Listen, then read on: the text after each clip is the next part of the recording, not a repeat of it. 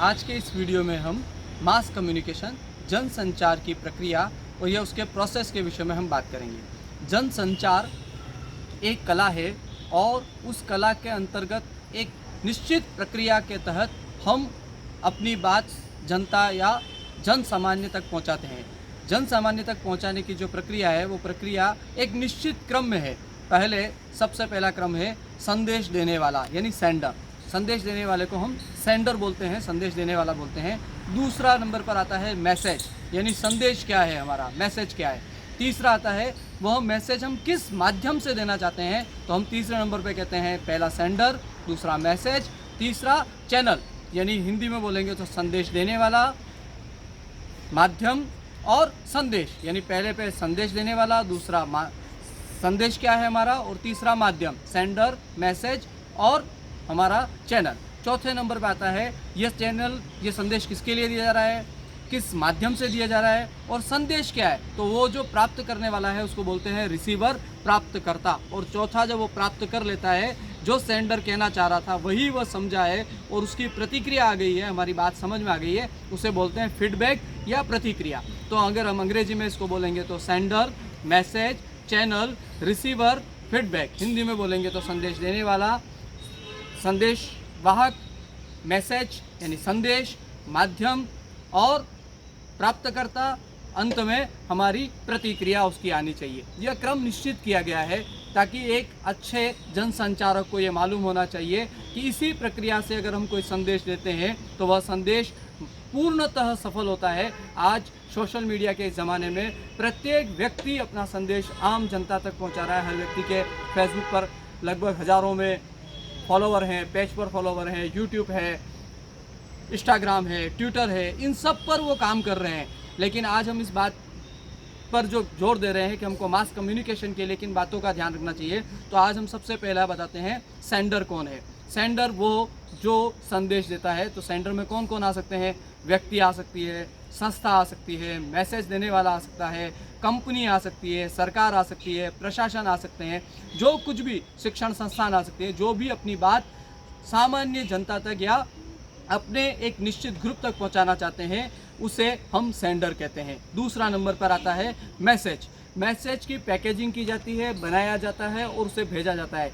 Sender देने वाली company है, लेकिन मैसेज देने के लिए हम किसी न किसी को, प्राप्तकर्ता को बनाते हैं, यानी किसी प्रोडक्ट को बेचना है या कोई विचार बताना है या उनको शिक्षित करना है, मनोरंजन करना है, इसके आधार पर संदेश बनाया जाता है, उसकी पैकेजिंग की जाती है, उसका निर्माण किया जाता है, संदेश को बनाकर भेजा जाता है। अब भेजने का साधन चार प्रकार के हैं, जो हम प्रिंट मीडिया, इलेक्ट्रॉनिक मीडिया में भी काम करते हुए लोग, पत्रकारिता क्षेत्र में काम करते हुए बात करते हैं। परंपरागत media, print media, electronic media और न्यू मीडिया। अंग्रेजी में इसको हमने जो परंपरागत मीडिया का है उसे ट्रेडिशनल मीडिया कहते हैं। तो चार प्रकार के माध्यम हैं, उनके माध्यम से हम अपनी बात पहुंचाते हैं। चारों चैनल का उपयोग करते हैं। प्राप्तकर्ता, रिसीवर, हमारा रिसीवर कौन है, हमारा श्रोता कौन है, हमारा दर्शक कौन है, इस आधार पर हमारा मैसेज बनता है और चैनल का निर्माण होता है। अगर मेरी जनता, मेरा प्राप्तकर्ता ग्रामीण परिवेश का है तो मैं उस पर रेडियो पे संदेश दूंगा, इंटरनेट वहाँ नहीं है। मेरा अगर यूथ, मेरा 18 साल से नीचे वाला प्राप्तकर्ता है, रिसीवर है, तो मैं उसे इंटरनेट के माध्यम से दूंगा, न्यू मीडिया का उपयोग करूंगा।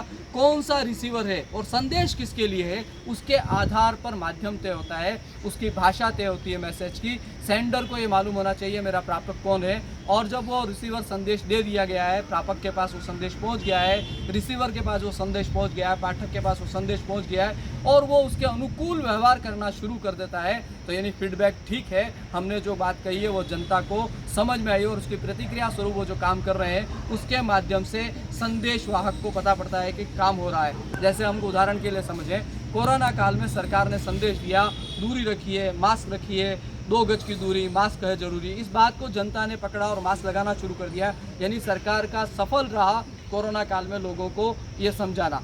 वो संदेश किसके माध्यम से दिए गए, ग्रामीण परिवेश में भित्ति चित्र का उपयोग किया गया, टेम्पो चलाए गए, घोड़े चलाए गए, नुक्कड़ नाटक का उपयोग किया गया, ये सारे परंपरागत थे।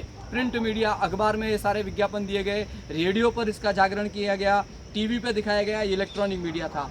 और उसके बाद प्रिंट, इलेक्ट्रॉनिक और अंत में जो न्यू मीडिया है, सोशल मीडिया पर इसका ज़बरदस्त प्रचार किया गया। टीकाकरण के फ़ोटो लगवाने के बाद, मास्क लगाए हुए फ़ोटो खींचने के बाद, दूरी के फ़ोटो, ये सब दिखाए गए। नहीं, चारों माध्यमों का उपयोग कर हमारा प्राप्तकर्ता कौन है?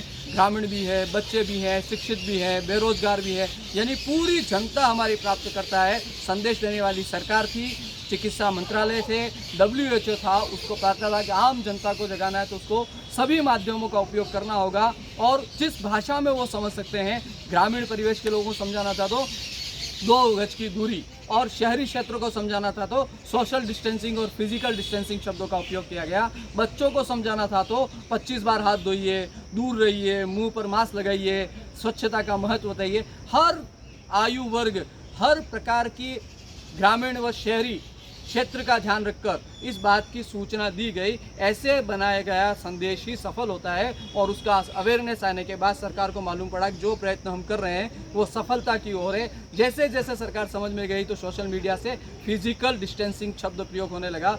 सोशल डिस्टेंसिंग उचित नहीं है, फिजिकल डिस्टेंसिंग उचित है। ऐसे कई शब्दों में भी परिवर्तन आए लगातार। अभी नया पासवर्ड के रूप में टीवी में बता रहे हैं, लॉकडाउन खत्म हो गया है, काम शुरू हो गया है, तो अब जो विज्ञापन आ रहा है वो बहुत सरल है। आप लोगों ने ध्यान दिया होगा तो विज्ञापन है, अब का जो विज्ञापन है वो है बहुत सरल शब्दों में, पासवर्ड बताइए, आ जाइए। तो कोई भी अंदर घर में आ रहा है, पासवर्ड बताइए, कारखाने पे आइए, पासवर्ड बताइए। पासवर्ड क्या बताया है? मास्क, दूरी और सफाई, ये पासवर्ड बताया है। यानी हमको काम भी करना है, दूरी भी रखनी है, मास्क भी लगाना है और स्वच्छता भी रखनी है। काम के साथ साथ कोरोना पे जीतना भी है। यह सुनियोजित रूप से किया गया संचार कहलाता है। अगर हम कोई भी संचारक हैं, एक व्यक्ति के रूप में भी हम फेसबुक पे कुछ लिख रहे हैं और अपने को बहुत लोगों तक पहुंचना है, तो इस बात की ध्यान रखना चाहिए।